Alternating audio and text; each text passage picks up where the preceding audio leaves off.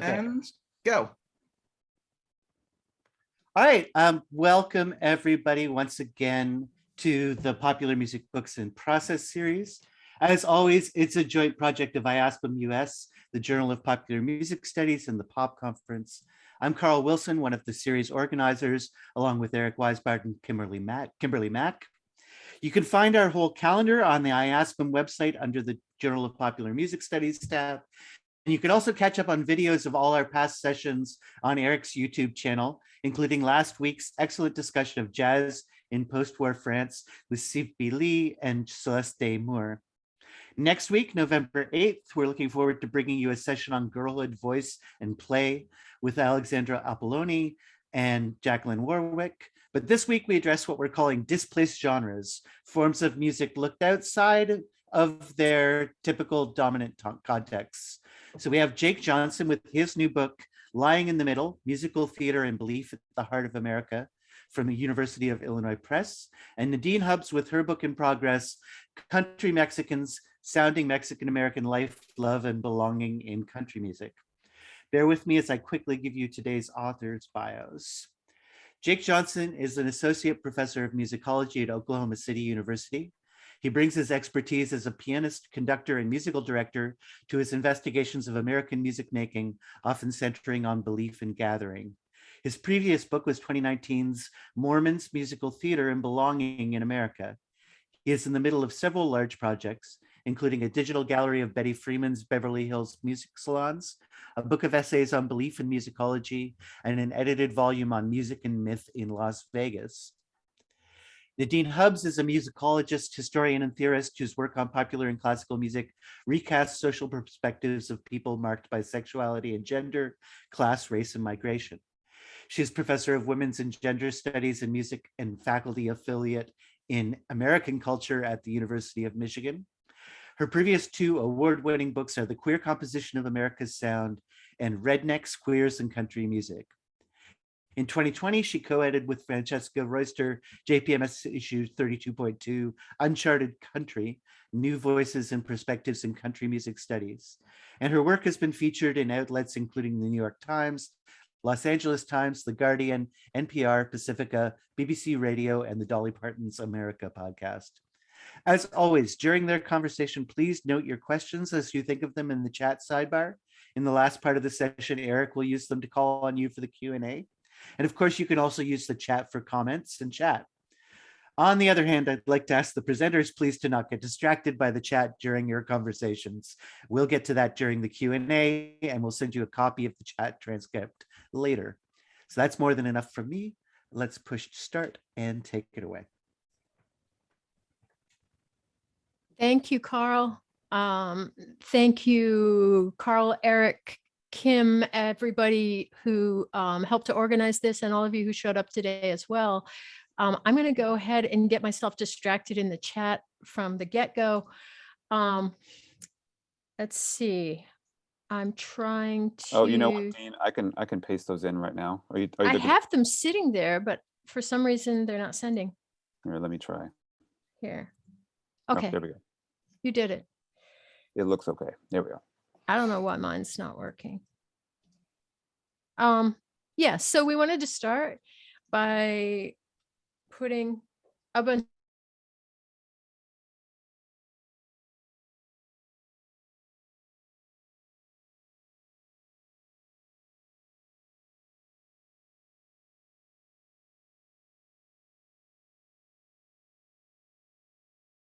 in between this, in between coasts, in between fact and fantasy, in between amateur and professional, industry and listener, lies and truth. The first lie that I am telling is that this is a book. My project may become a book. And one of the things I hope that y'all will help me figure out today is what direction I might take it in as a book. I'm kind of considering various options. The keyword, the theme of everyday philosophy and values, belonging, sincerity, maybe not surprisingly, since we're talking about musical theater and country music, then cringiness, maybe also not surprising since we're talking about musical theater and country music and belief. So we want to start with those in lieu of like any summary of our project. And we will be placing some links in the chat where you can link up to summaries and abstracts. But for now, we are going to start by asking each other questions. And for those of you who remember either the actual segment on 60 Minutes between Andy Rooney and Shana, who was it, Shana? Point Counterpoint, or the SNL send up of it, with Dan Aykroyd saying to Jane Curtin, "Jane, you ignorant slut." The point counterpoint thing where they would go against each other. I don't know if it's going to get quite that exciting, but we are going to try to provoke each other with some questions. So Jake, I'm going to start off asking you this. In this scary, dangerous post-truth moment, you use the Broadway musical to argue that the left needs to ease up on its boundary between truth and fiction. So explain yourself. This puts a lot of pressure on me, Dean, to have the point. I'm not sure if I'm supposed to have the point or the counterpoint in this, but having a point. But I'll try my best here. I think this is the right setup. Yeah, so this book is about a lot of things, but one of them has probably in the foreground is this reconceptualization of what it means to tell a lie. I have a chapter, in fact, the first chapter of my book is called Stories Out of Place, which is borrowed from or invoking Mary Douglas's concept of dirt as matter out of place, meaning these things, dirt is made dirty because the community decides it's what dirt is, that it's just it's in the wrong place. And I find that the post-truth moment has already problematized the fluidity of truth and fiction, or truth and lies. So yeah, I try to think about lies as being something fundamentally about the out of placeness. It's a story about the not yet that problematizes and irritates us because it is out of place. So I think about musicals as telling lies. I think about my book as telling a lie, because I think about lies as being provocative, as lies as being a way of opening a window into something that, a frame of thinking or a way of navigating the world that hasn't become yet a reality. So I'm very interested in breaking that binary, especially the moral binary, because we already do have a binary that's broken between lies and truth in this post-truth world. And I think now is the time for the, if we might say it, the political left to embrace that this is not a moral argument any longer, that lies are actually the ticket into a better world. Simply affirming the world around us is the equivalent of telling the truth, and the world around us is not enough. So I'm interested in trying to bolster some thinking about lies as pro-social, and that musical theater is something that lots of people have a relationship with and practice in a way that encourages these not yets. It encourages lies. So it may seem counterintuitive that in this moment in particular, to be embracing lies as something that's maybe not quite full of vice. But I think I've come to believe that they have a lot more power and a lot more possibility than the truth gives us. I'm not convinced that the world as it is today has a lot of possibility in it. And so I find myself looking for ways to not necessarily escape. I don't think even that's the right word, but ways of producing new ways of living on this planet. So yeah, that's where I come from. The political right has embraced this kind of truthiness for a while, and especially in more recent years. And so I think if the political left wants to really engage in any meaningful world building, it has to stop affirming everything around it and actually start building lies. It's not just about political, but I think that's one way of looking at it, right? The political left has been somewhat absent from imagination for a while. So that's some pretty deep philosophy. And I wonder if I can just ask you to so go deeper into certain parts and give some examples. Like, what are some songs from musicals that might exemplify the kind of lying that you would like to see more of, and that you Well, would that you say would be productive and Mhm. even necessary to build the new worlds that we need? So in my book, I use a lot of pretty conventional musicals. I look at Music Man and Oklahoma, and a lot of these musicals are also geographically placed in the middle of the country. In the middle, as we'll maybe talk about, is a conceptual and a geographic concept. But it's a way of thinking about liminality and in between. But let's take Oklahoma, for instance, where we arrive in a musical usually in a moment of chaos for a community, and there's some sense of division. And typically, all the energy is spent on forming some kind of sense of reconciliation within that community, and then we leave them. We stop the story at the wedding or whatever, and that happens in Oklahoma pretty good. Oklahoma's a pretty good model of this. The the main stickler in Oklahoma is the farmhand Judd, who is an outsider in so many ways. He lives on the outskirts of town. He seems dangerous. He is low class. He's not the hero. And Andrea Most actually has a really beautiful reading of and provocative reading of Judd as a racialized character, even though these are all white characters more or less in the musical. He is seen as somewhat darker and different, and so the threat seems to be more racialized than what might seem. But in this musical, it's not so much the songs, but it's the removal of Judd that allows the community to finally achieve its true purpose, which is to reconcile. So it's not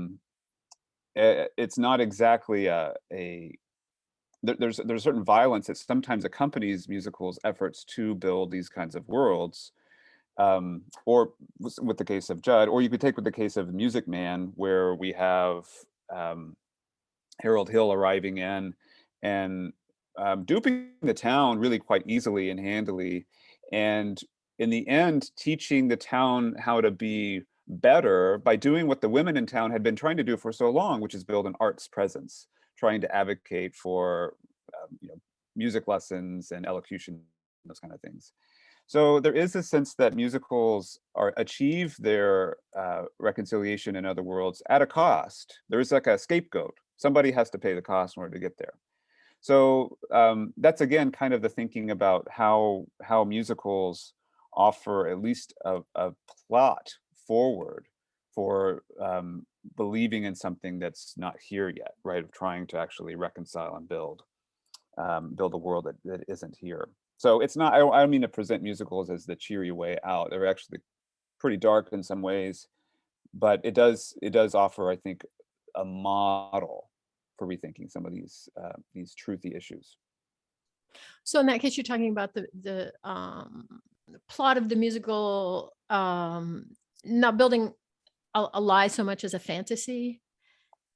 Yeah, I think fantasy is part. I mean, fantasy is a way of opening up space too, right? Deception, um, uh, deceit, lies. These are somewhat synonymous in my mind, for at least for this project, because they're all wedgy. They're like putting a wedge in something and causing us an issue, right? It opens up, it opens up space for something that maybe wasn't there before or we couldn't see before. So does that connect to your earlier claim that lies are pro-social? Yeah, because I think we all lie. I mean, just to be blunt about it, and often the kind of lies that we forgive ourselves for are we might call pro-social, telling someone what they want to hear, for instance, or circumstances where the more righteous thing to do is to fib and not to tell the truth. So I think individually we already have a sense of fluidity between these poles, and so they definitely can and often are pro-social, but globally or collectively, I don't know that we're quite there yet. I don't know if they were quite acknowledging that lies do this kind of work that's sometimes good. And so that's what in this book, at least part of what I'm trying to do, is to reframe some of that conversation. Maybe I can offer maybe one really other quick example of thinking about a case study from my book. My book is about homegrown musicals. So these are musical. This is not like touring productions in the middle of the country or community theater in the middle of the country. These are often non-commercial spaces, communities who just decide to put on a show. Sometimes they're original productions, sometimes they're not. And one of my case studies is about a polygamous fundamentalist group in rural Arizona who put on a production of The Sound of Music. And they adapt this production to be a propaganda piece for polygamy. So Maria and the captain fall in love, but the captain is not a widower. The captain is already married. In this version of the story, Maria is not a nun. She's part of a polygamous family. They're trying to raise money to move to America to join the kind of motherland where all the other polygamists live. And it's rather creative and imaginative, especially considering that this particular community lived far, far removed from anything Broadway was doing and from any kind of touring regional productions. The only way they knew about musical theater, the only way they could build this imagination, this imaginative world, was through VHS tapes of The Sound of Music or of Chitty Chitty Bang Bang or How to Marry a Millionaire. And there's something provocative about that worldview where, as I write about, they claim something American using this very American genre, which has for so long rewarded this kind of heteronormative worldview, and says, hey, look, we can refigure by just kind of tweaking the machine a little bit and make a world where actually we belong on our own terms. And there's something rather tender and moving actually about that whole process. And I think communities do that kind of thing a lot more than maybe we give credence to, both on the left and on the right, both in religious and in secular spaces. So anyway, that's one example of that kind of lie work that is so fundamental to communities' sense of belonging. So Dean, maybe I can turn back to you because I think I've talked for a little bit about this. Do you want to hit any questions in the chat first, Jake? Do you see Kim's question and Anya's comment?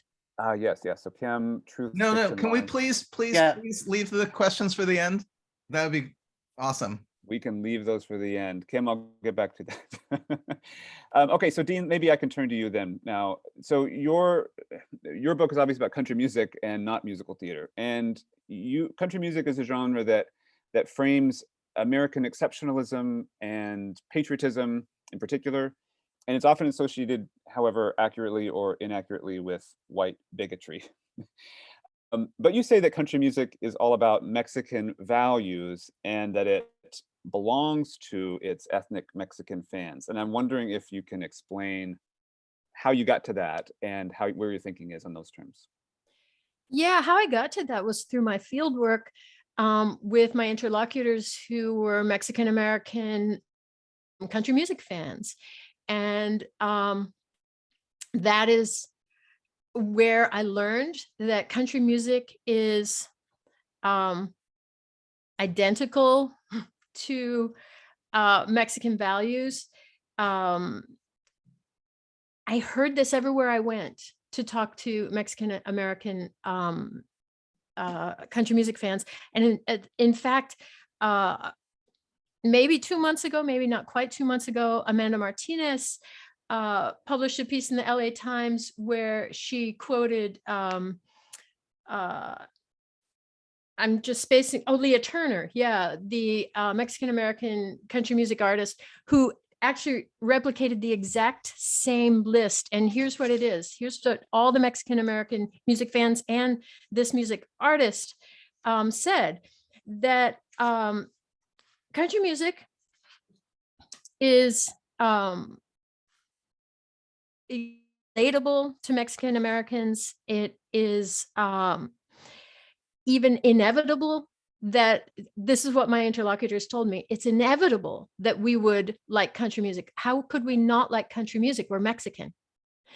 And they said, when I asked them about that, well, yeah, it's all the values that we learn growing up. It's Mexican values. And I asked them to list them. They said, well, country music is about family. It's about faith and or morality. It's about hard work. One young woman added, without ever getting rich. It's about love, and it's about patriotism. I should say that when the Mexican-American country artist Leah Turner gave this same list to Amanda Martinez, there was one change. She replaced that last point, patriotism, with drinking. I never heard that version before. But she's you know, you get the impression she is a fun country singer. So that is where I learned that country music is all about Mexican values. And in connection with that, I learned also from my interlocutors how country music doesn't merely confer belonging, as some might think, oh, well, this is kind of a tool for assimilation. Mexican Americans can become country fans, and country music is this genre that is time and again labeled as quintessentially American. So maybe this is a way to assimilate into American culture and society. But no, they told me the opposite. Country music belongs to us. Not that it gives us belonging, but rather this music belongs to us. And they justified that in very convincing terms,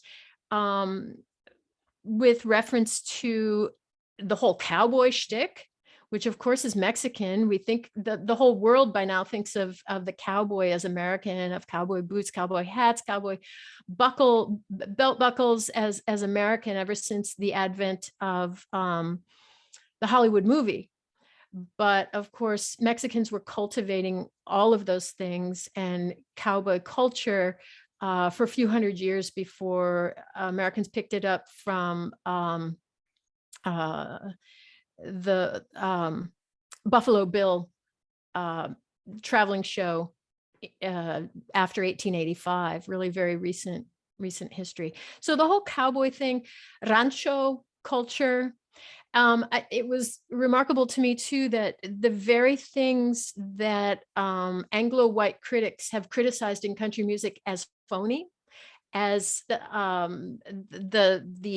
unbelievable stuff that reveals country, as Bo Burnham has put it, as pandering, as phony, things like horses and cowboys, and the whole ranch scene. My working class Mexican-American borderlands country fans were citing those exact same things to point to the authenticity and the relatability of country for them.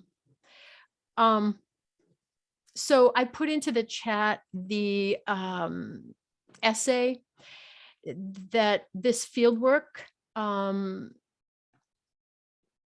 my narration of it, my analysis of it will come out in Country Loving Mexican Americans. And the other connection there, the title resonates in two ways. The interlocutors I spoke with loved country music. All of them were country fans. The other thing that came up specifically had to do with patriotic country songs. I had spoken with some of my colleagues, you know, my academics are country music haters, and I had spoken with some of my colleagues about my my new project. And when they heard that I was going to be studying Mexican-American country music engagements, artists and fans, they were surprised. And one thing that came up was that they were like, well, okay, maybe they like country music, but surely they don't like those patriotic songs, right? Because I think a lot of people, especially outsiders of country music, have a notion that country patriotic songs come at you in aggressive terms of America, love it or leave it, and that they must express xenophobia. In fact, I spoke to these Mexican-American country music fans specifically about patriotic songs and found that even college-educated young millennials really connected to patriotic songs, as did other Mexican-American country fans across generations. They particularly connected to country's patriotic songs. And when I asked them about that, it was really remarkable what they had to say. they said, well, these songs make me think about how happy and how proud I am to be American, all the sacrifices my family made to give me a good life in this country. And at the same time, they make me think about how proud I am and grateful to be Mexican. So I think that it's not unusual that they gave expression to a bicultural patriotism that's been observed and recorded in the literature before, but that these red, white, and blue songs that at least outsiders and country haters hear as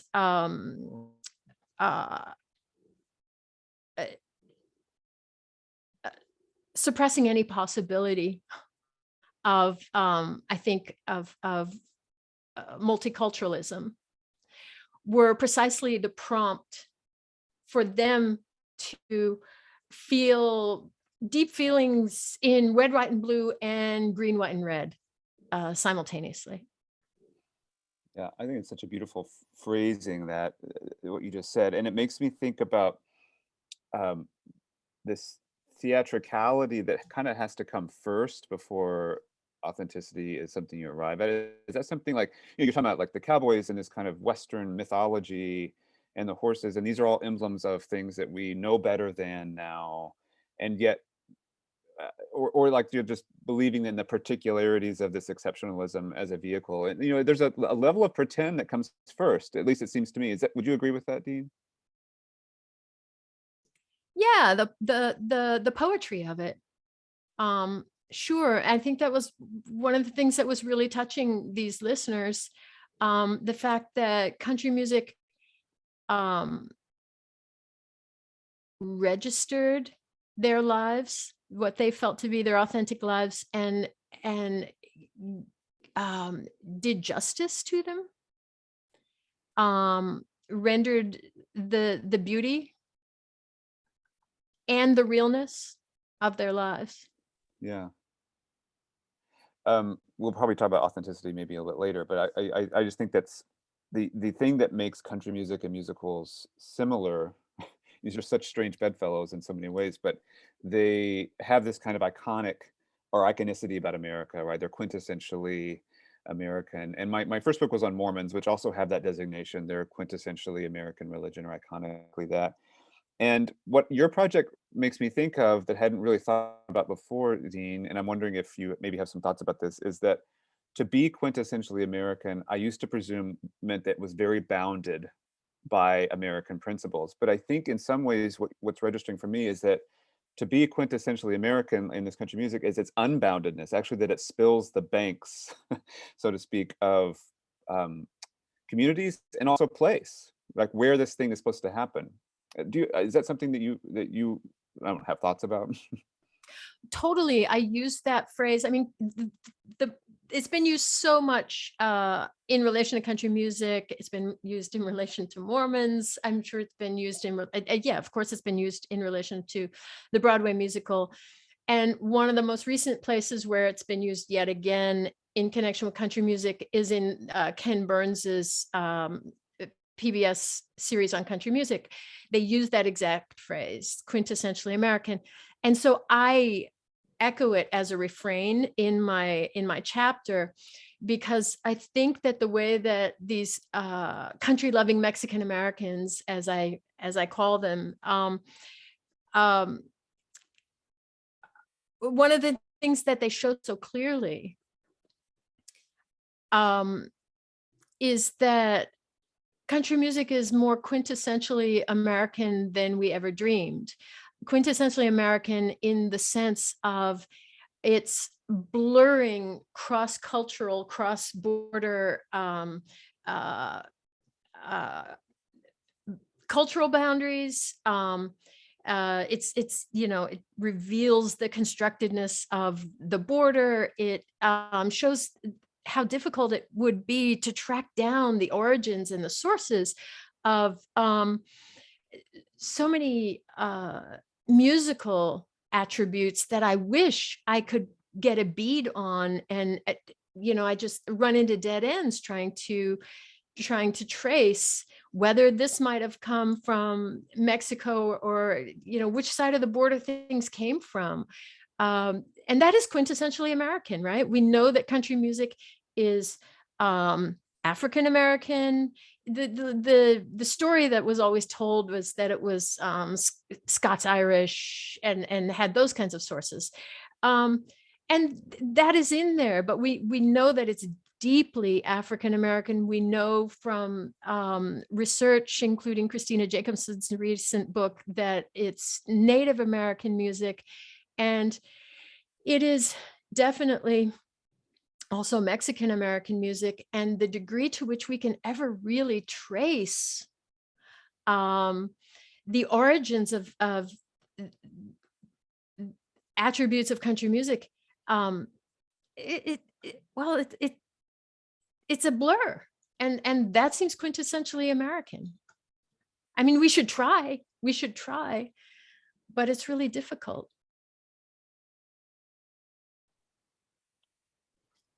Yeah, I've been thinking about these in terms of a thin-skinned genre, a genre that accepts and bleeds into other things without putting it too much of a fight. And yet, I think both of our projects are showing that we are surprised nonetheless whenever we encounter people who we didn't think ought to or were having a relationship with this kind of music, whether that is Mexican American communities with country music of all things, or communities in rural America of all places having a relationship with, of all things, musical theater. So there is something, there's always the and yet, right? That we ought to know better, even as scholars. And I think, I'm just collectively, I'm not self-righteous here, but we ought to know, but nonetheless, the thin skin surprises. Yeah. And another way of looking at it, especially in my particular instance, is border culture. By the way, Jake, I heard in the way that you were talking about the polygamist community, what state were they in? What region? They were in Arizona. In Arizona. I love how that situation, which could be read as hyper heterosexual, was sort of opening itself up to becoming an annex of gay or queer Broadway lovers in the way that you were talking about them. Yeah, there's a queerness to it, right? There's a kind of a queering of musicals already, but yeah, I think I agree with that. Yeah, there's a weird way in which they can reinforce the queer sort of Broadway stereotype. Mm-hmm. Can I ask you another question, Jake? Yeah, go for it. So in your book's title, you foreground the word belief. Here, let me show the book's title again to everybody, and the book itself. Lying in the middle, musical theater and belief at the heart of America. So you foreground the word belief in the title as a value directly tied to musical theater. And it's a quality you tie also to a reluctance within the academy to take musicals seriously. So, you used the phrase earlier, we know better than, and I want to ask you, what do you mean by belief? How do you see it or its absence as significant in academe? Yeah, so this is relevant to, I just plopped into the chat a link to a piece that maybe touches on some of what I'm about to briefly say. But what I mean by belief, at least in this book, is that I look at religious communities, but I also look at non-religious communities. And the link between them was the operating concept was a belief. Belief to me is not what animates the thought, but it's what determines the thought's possibility before it even appears. So there's a paradigm epistemological quality to belief, that it predetermines what's possible, what's acceptable, what's not. And I've been reflecting on, as somebody who has written on musical theater and been a part of pop music studies, musical theater is a part of it, of course, and musical theater is a form and traffics in so many different kinds of pop music, but it's also not really the kind of popular we mean when we say popular music, because there's something kind of wrong with musicals. They are, and I think it has a lot to do with this orbit of authenticity. We can't inherit the study of musical theater the way we might from going from Liszt or Beethoven to or Paganini to Springsteen or something like that. Like there is no romantic hero at the forefront. These are all people who are pretending to be somebody else, and that's foregrounded. And we might argue that's always happening, and no matter who is singing in any kind of genre of music, but in musicals they don't hide that. They're not pretending to make that different. So I think it's musicals. No, and as you've said, right, about breaking into song.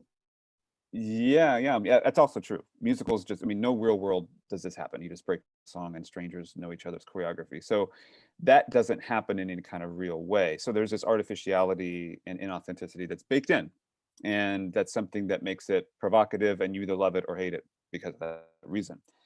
So I came into pop music studies through this genre, and I don't think it's just pop music studies. I think it's the academy more broadly that has a sense of the serious and the non-serious, that has the kind of big metric. And musicals, for whatever reason, for so long, although increasingly not as much, have been seen as not quite serious. And for me, to get to your question, I think there's a problem in the academy more broadly about not believing in things. And I don't mean this in any kind of necessarily religious way. I mean this reluctance to admit to love or fandom or appreciation, to avoid being inspired, or at least to admit of that. And I think it has a lot to do with risking naivete and being gullible, or to risk being shamed. Don't you know you oughta? Don't you know this is the problem? Everything is a problem. And so I think that the result is that musicals, which are so much about heart and so much about believing, we track a community that has decided together to work towards their beliefs. And there's something magical about that. And I think in some ways it's non-instinctual for academics to see themselves in a kind of story, and yet there's a consequence to that. And so I've been thinking a lot. Another project I'm working on right now, so this book is kind of a platform for it, is thinking about belief in musicology or its neighboring disciplines, music studies. And the difference in something and believing something has been really provocative for me, because I think if you take a religious example, you can believe in Jesus Christ as the savior of mankind, but that's kind of a intellectual position to take. I believe in this person. It's about dogma. It's about admitting that this is how you factor into this community, and contrasting that with believing, in this case, Jesus Christ, which means you take Jesus Christ seriously as an entity. And that's not the same thing as believing in. So you might substitute back in music. Believing in music is something I think academics do instinctively. I think musicologists and other kind of scholars believe in music. But I do not know for sure that they believe music. I do not know for sure that they take it seriously in the ways that other people engage with it. And that means as a result, and I think both of our projects see this, that communities who are inspired by country music, despite it having this kind of essentialist plan, or they're inspired by musicals, despite it being all about jazz hands and fakery, we're left to be kind of dumbfounded by how could they possibly do that? So I think we're left actually somewhat at a loss for understanding the lived experience of music making, because I just kind of believe this, that a lot of people outside the academy do believe music. They believe it. They love it. They love it for reasons that are sometimes simple and sometimes really complex. And I don't know that our paradigm in scholarship has had, and our habits of mind have really prepared us to accept that. So I guess that's kind of where I take a lot of my thinking about belief in this book. I really like that. One of the reasons that it's been really productive for me to leave the School of Music at Michigan and teach in the College of Literature, Science, and the Arts, the Liberal Arts College, where I've been teaching for years, rednecks, queers, and country music, to students from all kinds of fields is because they bring in this really sincere belief in music and their love of music. It doesn't have that sort of we know better than shell around it. And when you're dealing with music majors, that's harder. Everybody who comes to music as a music major comes to it because they absolutely fell in love with music. But then I remember one of the things that was so painful to me as a freshman music major was learning that sort of the loss of innocence. I kind of hated it. And I was sort of pissed off at my major for a while because I was asked to dissect music, which required killing it. Mm. Yeah. To put it kind of bluntly, for me, I worry that academic study of anything really subtracts meaning rather than adds meaning, and I think that's a caution, right? That's a caution, and I think Nietzsche points this out. I mean, I've been drawn more and more to Nietzsche and ways of thinking in the last few years, especially thinking about belief, maybe ironically, but I think that the critical mode of history making has become such a dominant habit of mind that it has led to a not just a deconstructive, but a destructive path of kind of conquest through music. So now I can tell people what this really means. Now you're not just talking about academe, Jake. You're talking about, right? You're talking about social media and American politics, right? Yeah, absolutely. It's a gotcha system, and it's again, it's a way of protecting yourself from being the next target of gotcha, right? If you can be the more callous and walled off. These are blunt things to say, and I'm in community with colleagues, so this is as much of an observation about my own path within this as much as anybody else's. So that's been at least the trajectory of my thinking, both in and since writing this book. And so I guess that's all I would say about that, Dean. I want to move to I'm watching the clock here because I want to make sure we get at least one more question in for you. So I'm going to move to asking you something, Dean. So your chapter, Vaquero World, which was in Jesus Ramos Cottrell's new collection, which is called Decentering the Nation, Music, Mexicanidad, and Globalization, which is an award winner, just won the 2021 SEM's Koskoff Prize for an outstanding book collection of ethnomusicological essays. So congrats to you and all involved. So in this book, in this chapter, you claim that Mexican sexual and gender culture is less essentialist than that of the United States. And I'm wondering what the basis is for that claim. Like, what are its implications? So before I answer that, Jake, if we're running out of time, I'm going to answer this really quickly so that, because I want to hear more from you too. How much time do we have left for? That's true. I guess we do have time. I just didn't want to spend too much time on myself. Okay. All right. Well, no, I'm gonna hit you again with a question. So yeah, I claim that sex and gender culture in Mexico and in Latin America is less essentialist than sex and gender culture in the United States.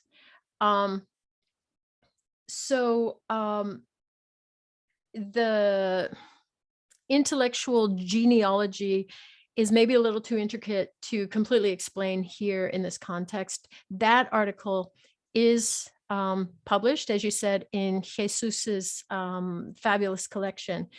But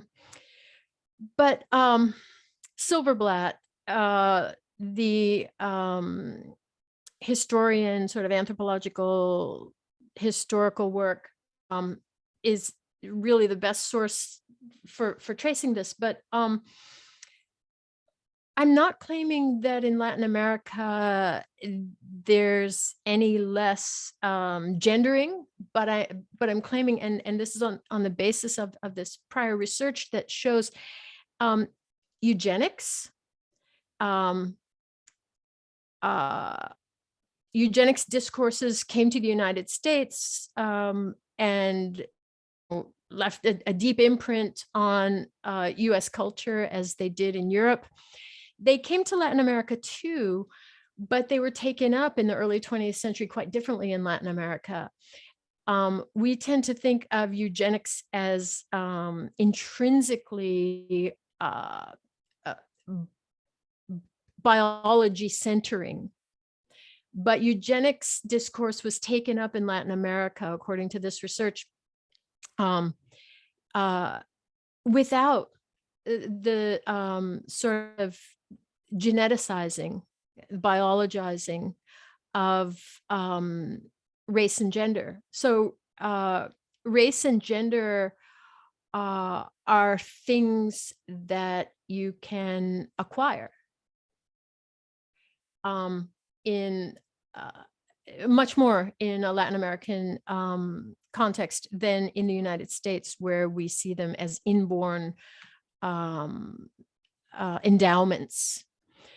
And I gave an example from my fieldwork, and here the fieldwork was, well, really fun. I went to vaquero contests, cowboy contests. There were these gay conventions. You get a block of hotel rooms for an entire weekend, all these gay men, and a lot of community members too, including straight couples, would come to the pageant, the vaquero pageant. It was like a beauty pageant where gay men would compete. They would do lots of outfit changes, but always they would be cowboy outfits, lots of sequins involved, dance routines, lip syncing like you'd have at any gay bar kind of, or drag show or competition. And there were lots of butch lesbian cowboys on stage dancing with them and as part of the show as well. So it was really, it's a gay male kind of convention, but they're all in Spanish. And you know, it's a form of pageant, and at the end of the night somebody is crowned cowboy king or the winner of the vaquero pageant. And I gave an example. I'm going to talk about I'll give this illustration, and I know that I can't completely explain or justify my claim that Mexican sexual and gender culture is not so essentialist, but I hope at least this example will illustrate what I'm talking about. Among the handsome butch lesbian cowboys in the Las Vegas vaquero contest I attended, I saw this handsome young butch. She was dancing and performing with some of her friends who were competing. And she was rocking a cowboy hat, cowboy boots, some tight jeans, and a cowboy shirt that she left open way down to show her cleavage. And it was open so far down, I think actually that she was using wardrobe tape to tape the shirt to her breasts. So it was really sexy. And it's something I have never seen in a US lesbian bar or queer bar, that is a butch who is showing off her cleavage and making that part of her butch sexiness. But in Mexico City, you see that. And in these competitions, I saw this. And it is an illustration of a kind of non-essentialist imagining of gender. Her butch cowboy look was really hot, and her cleavage made it hotter. You know, we have a very different notion of butch hotness in the US, and I would say it's a more biologizing notion. It's more essentializing notion. So I'll just give that butch cleavage example and refer you all to my chapter for the sort of intellectual genealogy, if you don't mind me being kind of elusive about that to that extent, and hit you with a question, Jake. Fair enough, go for it. So Broadway and country, however opposite they might seem from certain angles, both genres share a trait in common in what we might call their cringiness. And this surely links to any number of factors. But one factor is that both of them seem out of step with the cynicism and pessimism of this moment. And you were talking about that a few minutes ago, both in academia and in the broader realms of US social media, politics on both sides of the aisle, left and right. How does the failure to be pessimistic or cynical manifest itself in musical theater, your chosen genre, and what do you make of it? Such a provocative question. This question, and I think musicals have aged into this moment and come about at the right time. And whenever, as David Foster Wallace would say, irony is we're so drenched in irony and cynicism that we can't utilize irony for its function, which is to critique. If everything is irony, then you can't use irony to critique irony. At least that was his argument. The only thing you have left to your disposal is sincerity. You have to go back to believing in something, or rigidly defending something that might be unpopular.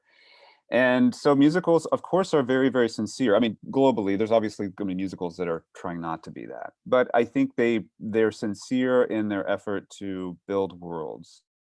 They're not ashamed of it. They risk a lot. The characters enjoy the process of collaborating with each other and making each other's dreams come true to be as Disney as possible.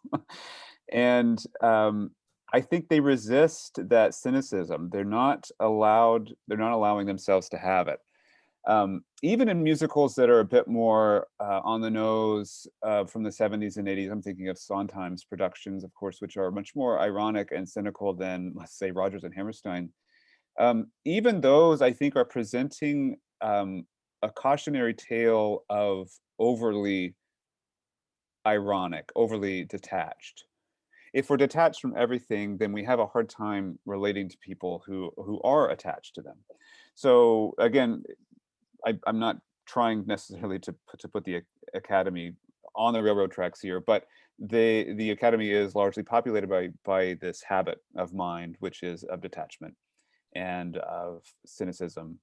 And musicals in some ways queer community, because they show that we're showing how these groups of characters, these people, are moving towards something they believe in. And that's, as simple as that is, by the time we arrive in our moment, that seems quite radical.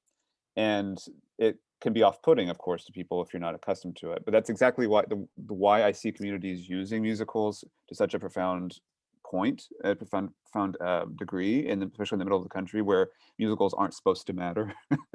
They're not supposed to happen, and yet they do. And I think people on the left and the right see a great deal of possibility in musical theater. I use an example for, really quickly, even Hamilton the musical, which is historical fiction and lies quite a bit about what actually happened among the founding fathers in order to put forward what we might call like a more modern, progressive political platform about immigration. And that is kind of the left version. On the right, you have many instances, like with the polygamous community I mentioned before, or other communities who use musicals parlaying with reality in order to make the past tidier so that they can have a future that seems more possible. And so what I'm fascinated by, and what I talk about in the book, is that maybe one of the only things connecting these increasingly polarized political worlds is this thin strand of musical theater that's connecting the two, because they're both sensing that musicals are allowing possibility whenever truth gets in the way, and truth gets, we're gridlocked by it.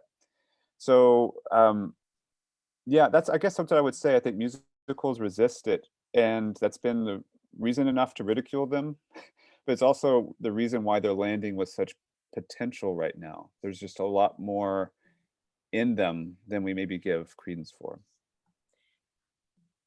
So I love that answer. And it puts me in mind both of D.A. Miller's book about the sort of dreadful moment when a gay man is on a date with another gay man, and one of them discovers the other guy's trove of musical theater records, and it's potentially the end of the relationship. It's such a turnoff because gay men love musicals, and then they discover each other loving musicals, and the sincerity of it, and this is like a poison there. It also puts me in mind of Shana Golden Perschbacher, who is here with us, has a book forthcoming also from University of Illinois, the same series as yours is in, called Queer Country. And it's all about trans and queer artists using country music as a vehicle for sincerity. So I think it really aligns. Yeah, Shana, were you vibing with what Jake was just saying when we're left with nothing but sincerity, when we've done irony to the hilt? Exactly. Yes. Yeah, we kind of out ourselves, right? We kind of out ourselves in this kind of sincere space, you know, to use the kind of queer kind of methodology. It's not about identity. It's not about necessarily sexuality. It's about, do you believe, right? Are you willing to believe? I think that's an important distinction. Right. And I think what Shana's book points toward is how people hear of queer and trans country artists and they think, oh, it must be ironic. And no, it's a vehicle for queer and trans sincerity, precisely. Yeah, I love that. And their radical politics in many cases. Let me, as a plug for the series, point out that Shana will also be presenting on her book in this series in a little while down. So we look forward to that too. Would it be okay Thanks if for the plugs. Yeah, absolutely. You're welcome. We're excited. Would we be okay with bringing in some of the questions that have been asked now? Absolutely. Yeah, I'm totally fine. Kim, do you want to start us off? And there's probably room if others want to add one or two more. Yep. Hi. So this is for Jake. And so I was really interested in your conversation around truth and lies and making an argument for something good coming out of lies. And so there's been a long conversation about just this topic when it comes to autobiographical narrative, and particularly around memoir. And so I'm just curious if you are engaging any of that, thinking about that, when you're thinking about characters in these musicals and their own, sort of autobiographical stories. Just curious about that. Yeah, a little bit. I think about, I use Tara Westover's memoir, Educated, and especially thinking about this polygamous group and this fundamentalist group, because I was very close in proximity to her upbringing. And in that novel, in her memoir, she talks a lot about Annie. She kind of finds a way out by performing in this local production of Annie. And as she said, she puts it so beautifully that if Tara didn't have the words to describe it, it was okay because Annie did. Annie had confidence. And so she could pretend to be that. And I think that's so vital to lots of stories throughout America, that it takes this willingness to an opportunity to pretend. And one other example is, I do look at, I guess in that same chapter actually, about The Sound of Music, because the musical The Sound of Music is built on the memoirs of the actual Maria von Trapp, who has a much more complex relationship with Judaism and Jewishness. Or anti-Semitism is a bit more intact in the memoirs, and of course that gets more or less scrubbed out in the musical. So yeah, I do reflect on how even that musical is fibbing. It's telling a lie about something that's historical in this, maybe in the same way that Alexander Hamilton wasn't really as sympathetic towards immigrants as we have been led to believe, my Lin-Manuel Miranda.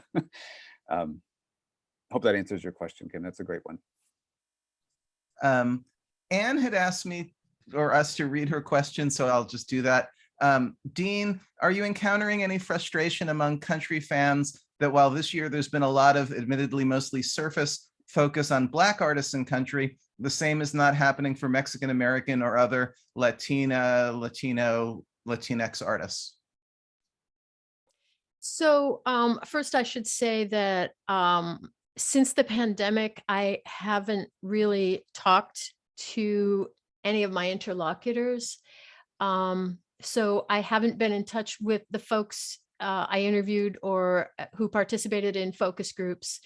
And the attention to African Americans in country music has come, especially since Lil Nas X's juggernaut in 2019.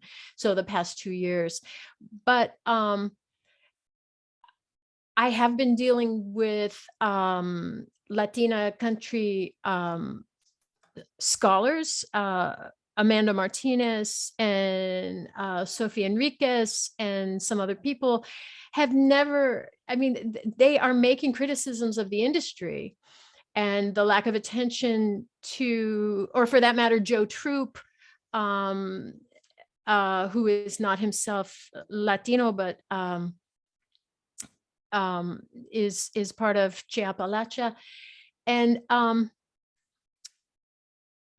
I don't think that the criticism of the industry has ever come in the form of a slight or feeling cheated because African-American artists are getting attention. It's more a complaint about the absence of attention to Mexican-American engagements and the, for example, in Amanda Martinez's work, the historical overemphasis of the Nashville industry and of the Country Music Association, the CMA, lack of attention on Black and Brown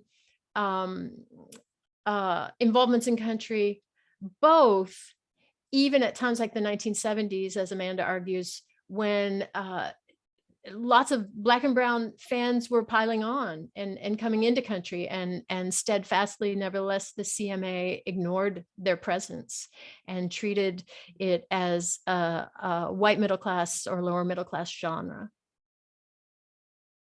Thank you. Brian, would you like to ask your question? Hello, can you hear me okay? Great. Yes. Thank you so much. Thank you both for such a philosophical and thought-provoking discussion. When I did mine here, it wasn't nearly as philosophical, and so it's nice to hear these big issues being tackled. My question, I think I came in with a sort of cultural studies bias that I assumed that it was going to be about how these communities read things against the grain, that they're missing, that they're not taking on mainstream values and are somehow forging their own identities by finding something different in them. But actually, I think, and correct me if I'm wrong, I don't mean to speak for anyone, but what was really fascinating when Dean was talking about the values is, in fact, it doesn't seem like that's what's happening at all, that they're really actually getting the same things out of it that mainstream audiences were. And I was wondering, number one, if Jake would talk about how he sees that with the Broadway divide versus the sort of middle America divide. And Dean, if I'm getting that right, and just in general, not reading it against the grain, but actually seeing the exact same thing, but maybe just personalizing them in different ways. I don't know if that question makes sense, but thank you both. Yeah. Maybe I'll start real quick, Dean. Thanks, Brian. The against the grain, there's two things I would say. I think in some ways it happens above the fray. I think on the individuals, at least the individuals I in the communities I looked at, that wasn't really happening. I think they kind of earnestly kind of jumped into established musicals. Some of my case studies were homemade musicals, so they just have no relation whatsoever to anything that we know, on Broadway. But the difference, and I was in conversation with Stacey Wolf a few weeks ago, who has a beautiful book called Beyond Broadway, and that, and we were talking about how, for these communities in the middle of America, the community comes first. The community is already intact, and it decides to do a musical. And that's a different strategy from Broadway, where the musical comes first and they form a community around it, meaning they cast people to be in it. And the result of that divide is which one is malleable? Well, if the community already exists, it's not the one that's malleable, it's the musical. So you adapt the musical to fit the needs of that community, which sometimes means that in rural America, there's a more diverse casting of musicals than what's happening on Broadway, because just by accident, this is what the community looks like. And on Broadway, you have a reluctance commercially to move in that direction because it doesn't seem to be marketable. At least it hasn't been traditionally. So that's, in some ways, that's kind of the against the grain you see. And I don't know that people are necessarily aware of that, but just by the choices they're making with home fashioning it, you get that result.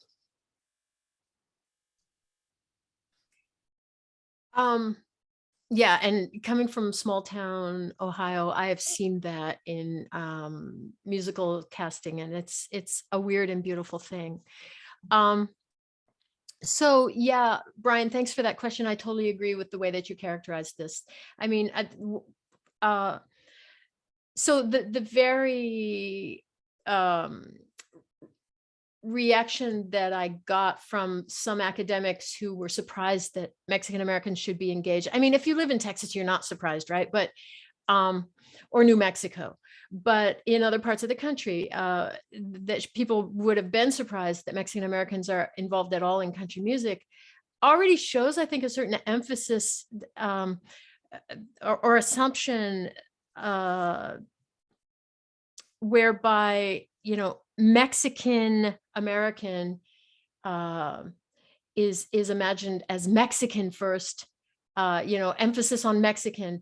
And there's kind of an assumption, oh, they must be listening to Mexican or Spanish language music, watching Spanish language movies, you know, not engaging with so-called mainstream American culture. And by the way, the least represented social group in the United States in American media is Latino, Latina, Latinx people. They're grossly underrepresented. And so we tend to be really ignorant about Mexican American and Latino engagements in media overall. But yeah, it's just kind of a standard appreciation in a certain way. But as I said, my focus groups also talked about, wait a minute, you know, that's our culture. Rancho, rodeo, where do you think that comes from? Where do you think all that cowboy drag comes from? That's just the vaquero. And then they started talking, the folks at the border, especially in my focus groups, as I say, they were all university educated millennials. They had actually all gone to University of Texas, Rio Grande Valley, down there in the borderlands, which is where Gloria Ansaldúa went to school. And they have strong Chicano studies backgrounds, all these folks did. And after they got talking a little while, they also said, well, what about, where do you think the land itself came from? Where do you think that the American Southwest came from? Y'all seized that territory. You took it from us. So yeah, there is kind of a standard engagement with country music and these values that I found among my interlocutors. And at the same time, there is a particular appreciation of the debt that country music has to Mexican culture, and a particular appreciation for the realness and relatability of things that Anglo-white critics dismiss as fake and phony, as I say, the rancho aspects and the cowboy stuff. Thank you. Antonia?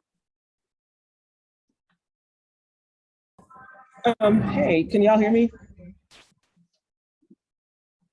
Yes. Yes, okay, sorry. I think my question was for Jake, and maybe Dean has answered too, about, we're talking about music critics have a suspicion of believing in versus believing, full stop. And I wonder if music journalists are more likely to write from a position of fandom, and so they're more likely to admit to believing, where academics who are music critics are more likely to take the more intellectual position of believing in? Just thoughts about that distinction. Yeah, I think you're onto something, Antonio. I do sense that. I mean, I think maybe things are softening about fandom. This is the crowd who might answer that better than others. But I think, yeah, it would be, you risk a lot by saying you're a Swiftie, or you risk a lot by saying you go home and listen to Barry Manilow. Like, there's something about pop culture, especially, that becomes the stakes are higher. And maybe because I don't know. I mean, I think maybe others could probably answer this better than I could. But my sense is that journalists are engaging much more frequently and within the lived experience and expression of music making more often than a lot of scholars are. And so maybe they're not as allergic to that as more kind of theoretical thinkers about music. I don't know. I'd be interested in if others have thoughts about that. But I think Antonio, that is something that I see. I would say yes. Carl? Hi, yeah. Thank you both for this. This has been really great. And my mind is a little bit tugged off into the direction of the previous question right now, because I think there's so many strains of how that's evolved and is changing now and has been changing recently. But anyway, I will go back to my own question.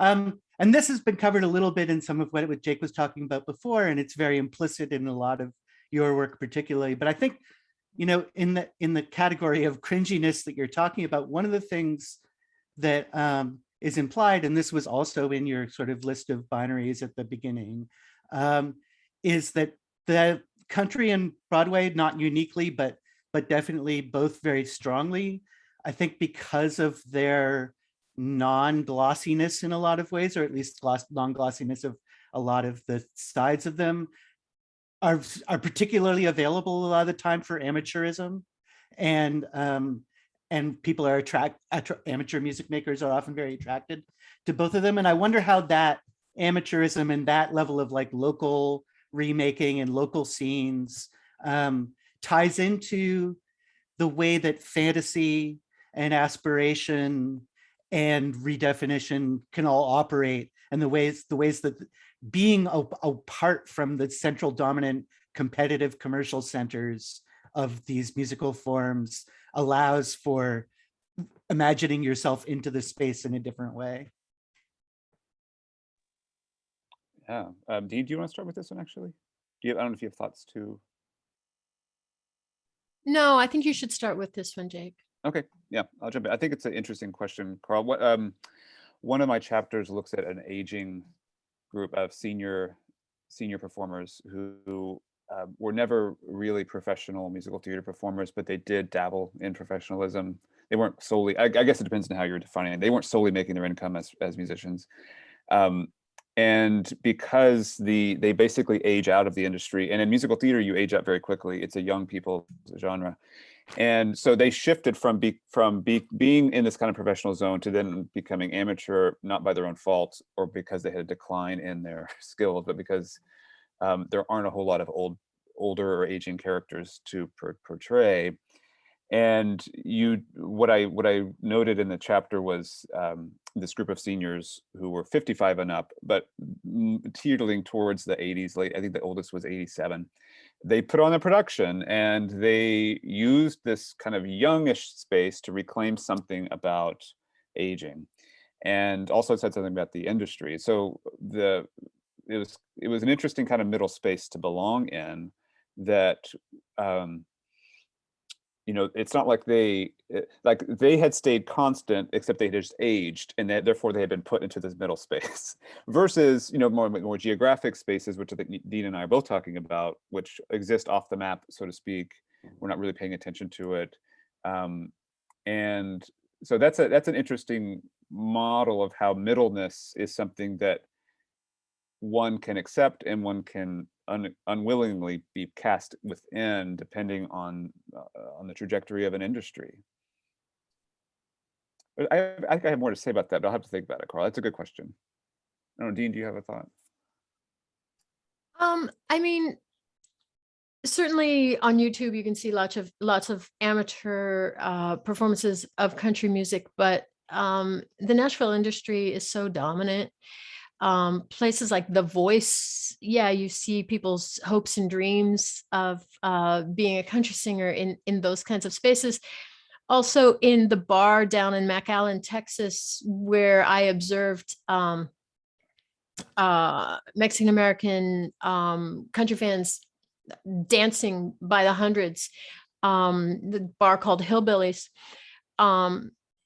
I subscribe to their YouTube channel, and they have amazing local talent, Mexican American country singers coming from there. So there is lots and lots of good amateur country music, and in Texas especially, live performance is really important. And so the fans in Texas are really into going out and seeing their live performers.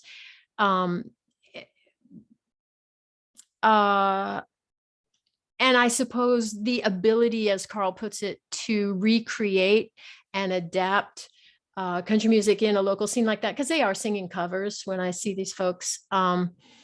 It enables that fantasy of, yeah, I'm going to go to Nashville and become a country star. It enables that kind of fantasy. Jake's talking about also fantasies of community. And, as I said, there's a more philosophical bent to all of that. I mean, reading Jake's book, that's what really struck me. That's what especially struck me, how much sort of everyday philosophy is coming in here. And I think that really gets at something about Broadway, not only in community productions, but when you're watching your favorite show with your favorite Broadway show 100 times with the professional cast, that is such a space for big reimaginings of community and nation and self. Yeah, maybe I can just piggyback one more quick thought about that, because I think this middle as this concept is also operable because it involves a performance and an audience.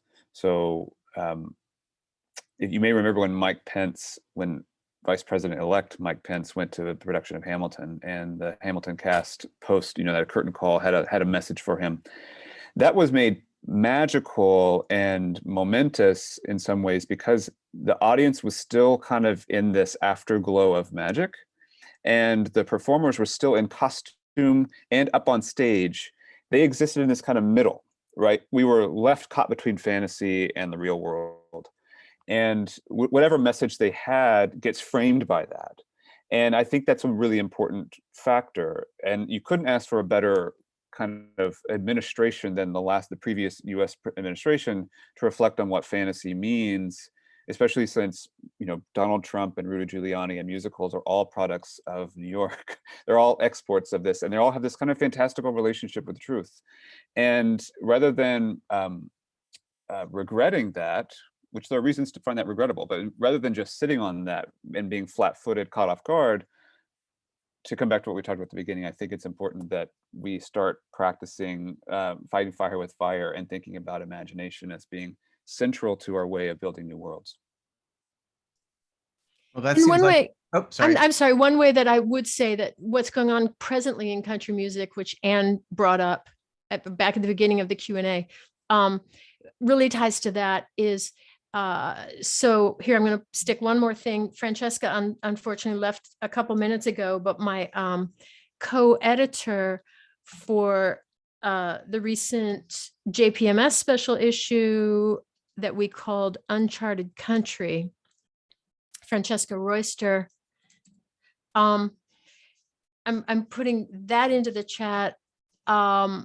And that's, if you Google it, that's available in open access online, the entire special issue. And Kim Mack was published in that issue too.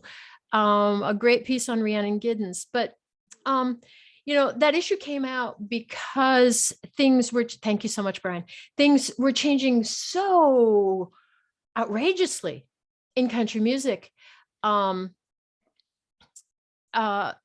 I mentioned earlier one milestone, which was Lil Nas X Old Town Road in 2019 at the top of the charts, breaking every possible record across several different charts.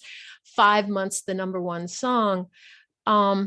But already in 2016, when Beyonce and the Chicks appeared at the CMAs together on stage singing Daddy Lessons, that was a big moment because I mean, I was really struck by it because, yeah, you saw all these distorted narratives of what had happened on social media as we wake up to every morning now. It's our everyday life. But the fact that African American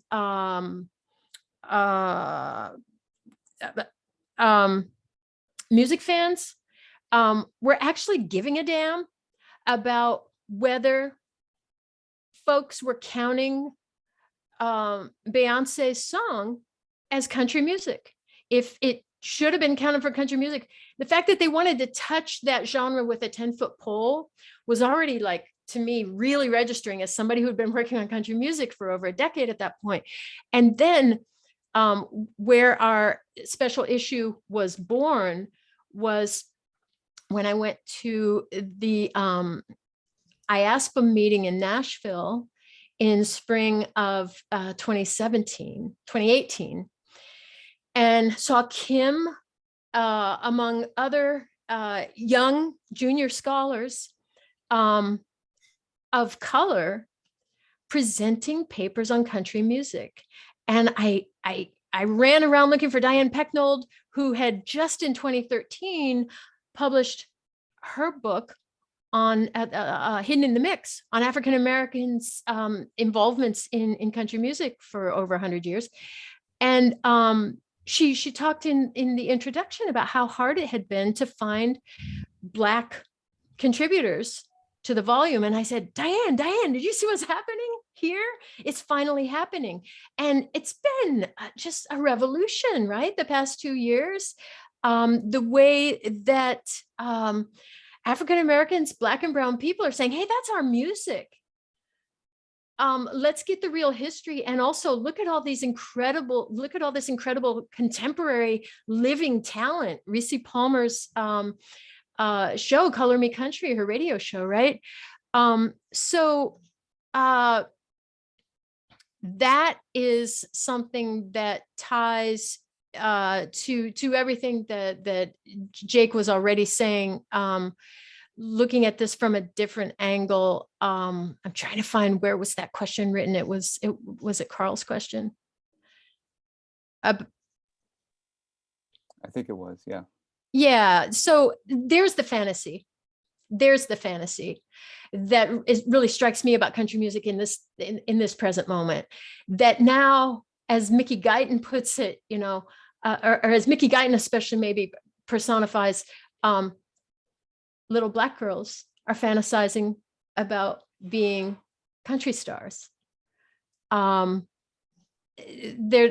are new fantasies afoot in country music, particularly in terms of possibilities of inclusivity, Black and brown artists, Black and brown audiences, but also different sounds, different voices, right? Stylistic inclusivity and expansion.